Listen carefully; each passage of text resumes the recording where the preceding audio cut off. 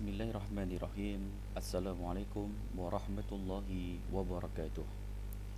Alhamdulillahi wa syukrulillah wa la hawla wa la quwata illa billah. Asyhadu an la ilaha illallah wa asyhadu anna Muhammadan abduhu wa rasuluh la nabiyya wa la rasula ba'dah. Yaqulu tabaraka wa ta'ala fi kitabihil karim ya ayyuhalladzina amanu taqullaha haqqa tuqatih wa la tamutunna illa wa antum muslimun. Anak-anak sekalian, alhamdulillah segala puja dan syukur mari kita panjatkan kehadirat Allah Subhanahu wa taala. Salawat dan salam semoga senantiasa tercurah limpah kepada Nabi Allah Muhammad sallallahu alaihi wasallam.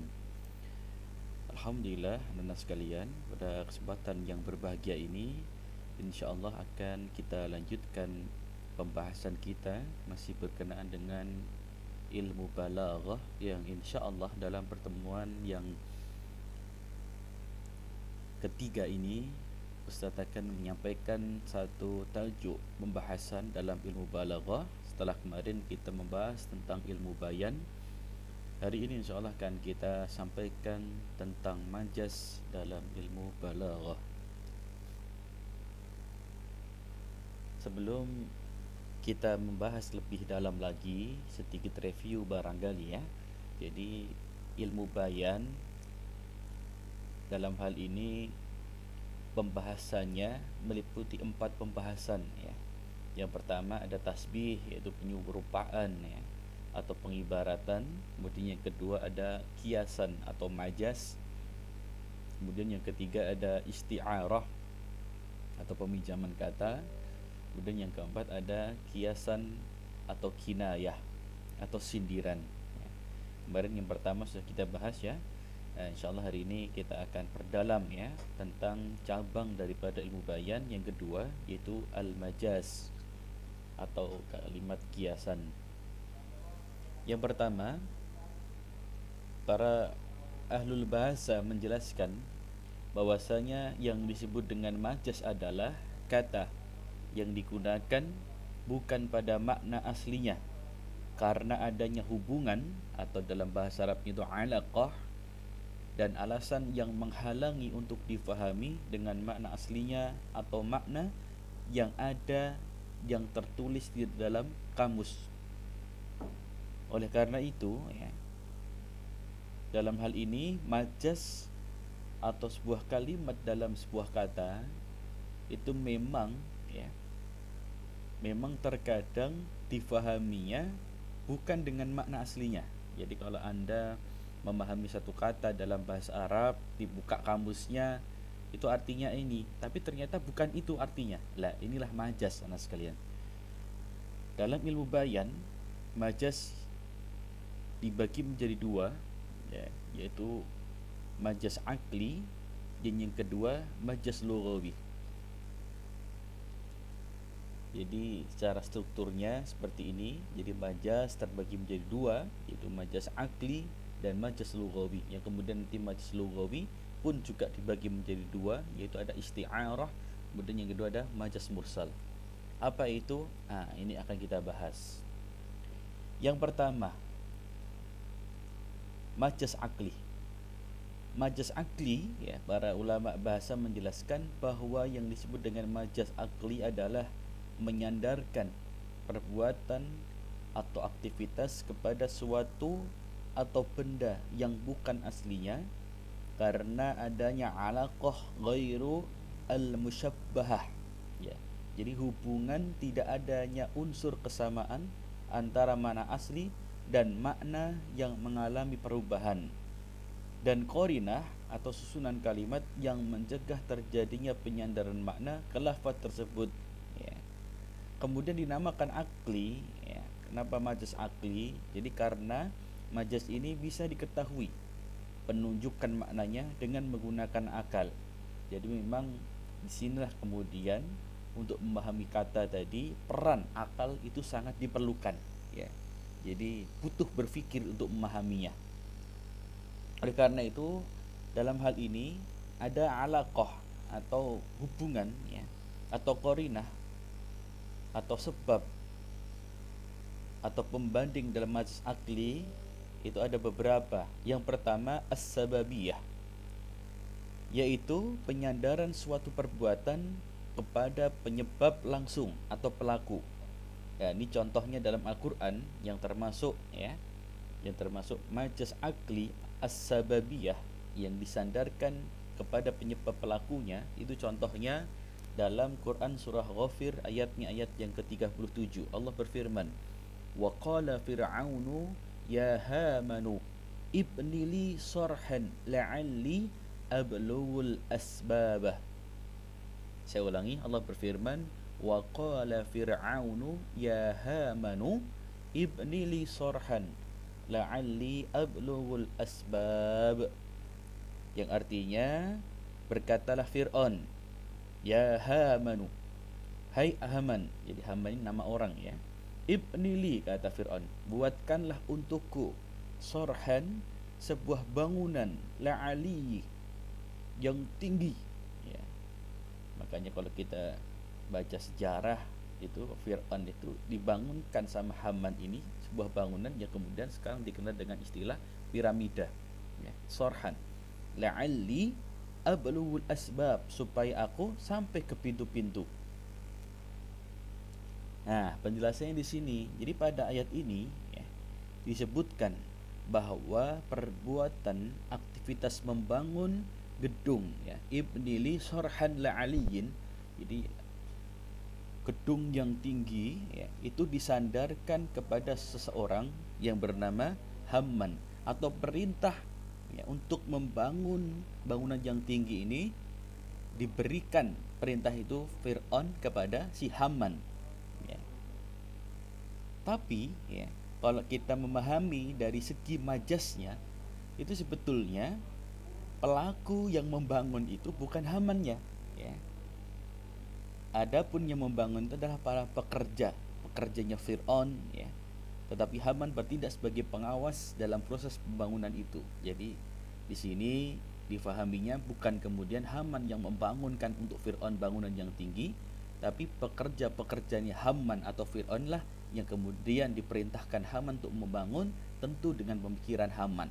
Dan ini majaz. Jadi ini maknanya majaz ya, bukan makna hakiki ya. Kemudian yang kedua, majaz akli az-zamaniyah, yaitu penyandaran suatu perbuatan kepada masa atau waktu terjadinya. Contoh, naharul mu'mini shaimun wa lailuhu qaimun ya. Siangnya orang mukmin itu berpuasa, wa lailuhu qaimun, dan malam harinya bangun. Nah, pada contoh ini coba kita perhatikan bahwa perbuatan aktivitas puasa disandarkan kepada masa atau waktu, yaitu apa? Naharul mukminin shaimun. Nah, jadi puasanya orang mukmin itu pada waktu siang hari. Padahal siang itu bukan pelaku sebenarnya, tetapi yang melakukan puasa itu adalah orang mukmin pada waktu siang harinya. Jadi naharul mukminin ini tentu ya. Jadi penyandaran suatu perbuatan ini bukan kepada pelaku tapi naharnya, siangnya. Tapi siang ini bukan kemudian berarti siang puasa itu waktunya, bukan, tapi orang mukminnya ya. Kemudian pada malam harinya dia beribadah atau bangun. Nah, ini ya kemudian jadi lebih pada penekanan waktu, tapi ternyata waktu itulah jadi tahu siapa yang melakukannya. Ini az-zamaniyah. Kemudian yang ketiga ada majaz akli al-makaniyah, yaitu penyandaran suatu perbuatan kepada tempat terjadinya. Sebagai contoh dalam Quran surah Al-Bayyinah, bismillahirrahmanirrahim, jazaohum 'inda rabbihim jannatu 'adnin tajri min tahtihal anharu khalidina fiha abadah. Coba kita perhatikan. Pada ayat ini ya, disebutkan bahwa perbuatan aktivitas mengalir disandarkan kepada sungai-sungai, padahal ya kalau kita cermati, sungai itu bukan pelaku yang sebenarnya ya, tetapi yang mengalir itu adalah air-air yang bertempat di sungai-sungai itu. Nah, tajri min tahtihal anhar ya. Jadi sekali lagi pada ayat ini disebutkan bahwa perbuatan aktivitas mengalir ya itu disandarkan pada sungai, tajri min tahtihal anhar. Ya, padahal sebetulnya ya yang mengalirkan bukan sungainya, tapi air yang ada di sungai itu ya. Ya inilah yang kemudian ya ini makjazi ya. Jadi makna anhar sungai ini difahami bukan letterlek sebagaimana teksnya asli anhar sungai, tapi apa? Majaz akliyah al-makaniyah. Jadi difahaminya itu dari tempat, kemudian kita fahami, oh itu bukan tempatnya yang dimaksud sama Allah, tapi airnya lah yang mengalir. Nah ini anak sekalian, termasuk juga majaz akliyah al-makaniyah. Kemudian yang keempat, al-majaz al-aqliyah al-masdariyah, yaitu penyandaran suatu perbuatan kepada masdarnya ya, atau kata dasarnya atau asalnya. Sebagai contoh ya, sayadkuruni qaumi idza jadda jidduhum wa fil lailatil dhalma'i yuftaqadul badru.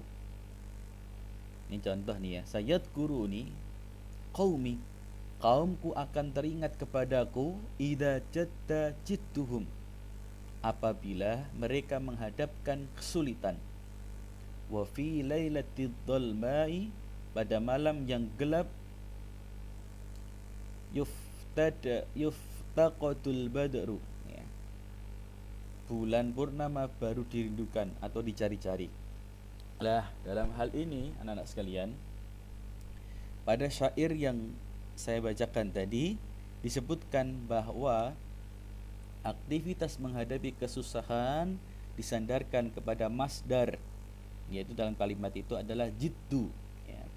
Padahal masdar itu bukan pelaku sebenarnya, tetapi ya yang mengalami kesusahan adalah orang-orang yang susah. Jadi di sini sang penyair menggunakan kalimat idza jadda jidduhum ya.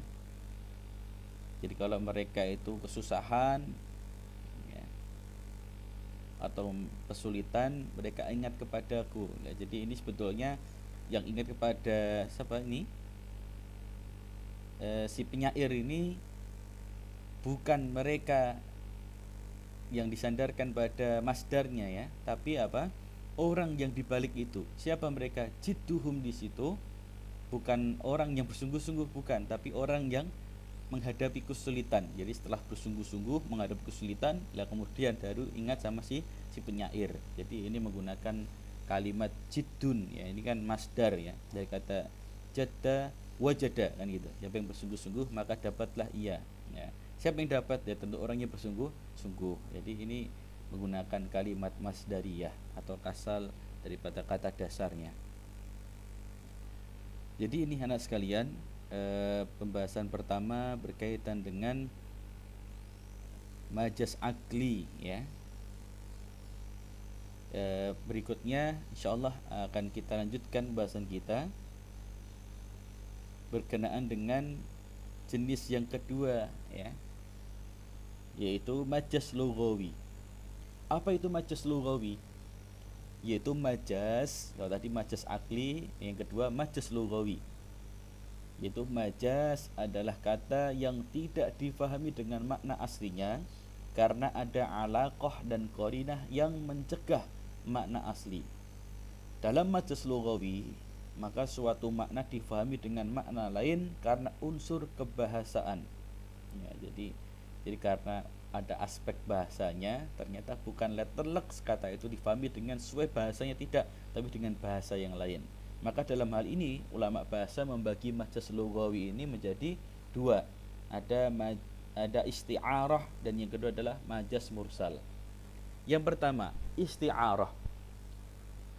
Isti'arah itu adalah kata yang tidak difahami dengan makna aslinya dan mulanya uslub tasbih yang dibuang salah satu torofnya. Jadi pada awalnya isti'arah ini adalah bentuknya tasbih atau penyerupaan, tapi dibuang salah satu yang diserupakannya. Maka alaqah atau hubungan makna asli dan makna yang dimaksud dalam isti'arah adalah musyabbahah, yang diserupakan. Dari segi qarinahnya, isti'arah ini dibagi menjadi tasrihiyah dan makniyah. Apa itu tasrihiyah? Nah, tasrihiyah itu adalah isti'arah yang disiratkan dengan musyabbah bihnya. Contoh, ra'aitu asadan fil fasli, yang artinya saya melihat singa di kelas. Nah, pada contoh dalam kalimat isti'arah tasrihiyah ini, pada kalimat ra'aitu asadan, makna kata asadan, singa, itu jangan difahami saya melihat singa di kelas, bukan berarti saya itu melihat apa ini, singa yang besar, yang galak, sangar di kelas, bukan. Tapi ternyata asadan di sini, ra'aitu asadan, ini adalah makna majazi dengan menggunakan isti'arah, meminjam kalimat untuk menggambarkan siapa? Rajulun suja'un, laki-laki yang berani. Lah karena sifat yang punya kemiripan, sama-sama berani. Nah, keberanian inilah yang kemudian digambarkan seperti hanya tasbih, apa? Penyerupaan dengan apa? Asad, singa. Nah ini, jadi disinilah kemudian letaknya isti'arah. Jadi meminjam makna atau kata yang kemudian dilihat dari sifatnya itu sama. Nah kemudian inilah yang kemudian dikenal dengan istilah isti'arah tasrihiyah. Ya, jadi di sini sekali lagi jangan dipahami kalimat asadan itu dipahami sebagaimana teks aslinya, tapi makna atau sifat yang terkandung di dalamnya. Ini yang pertama.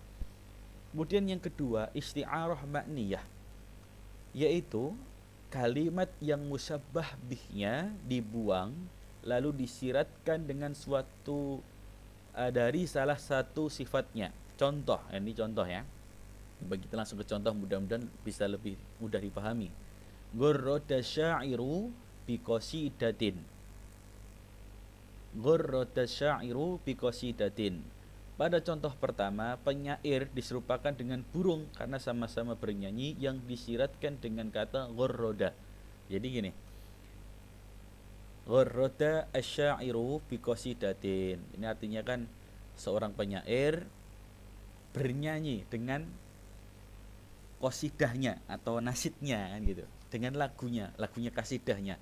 Lah tapi di sini ternyata seorang penyair itu tidak menggunakan kalimat ansyada, tidak ya. Ini seorang penyair bernasid dengan qasidahnya. Oh tidak, tapi apa? Di sini dengan kalimat gurroda. Ya. Gurroda asyairu biqasidatin. Ya, artinya kalau gurroda ini kalau kita lihat dalam kamus kan artinya kan berkicau kan gitu. Enggak mungkin kan gitu seorang penyair itu berkicau, ya, kan gitu. Jadi tapi apa maknanya? Goroda di sini bukan goroda yang berarti berkicau, tidak, tapi dia bernyanyi kan gitu.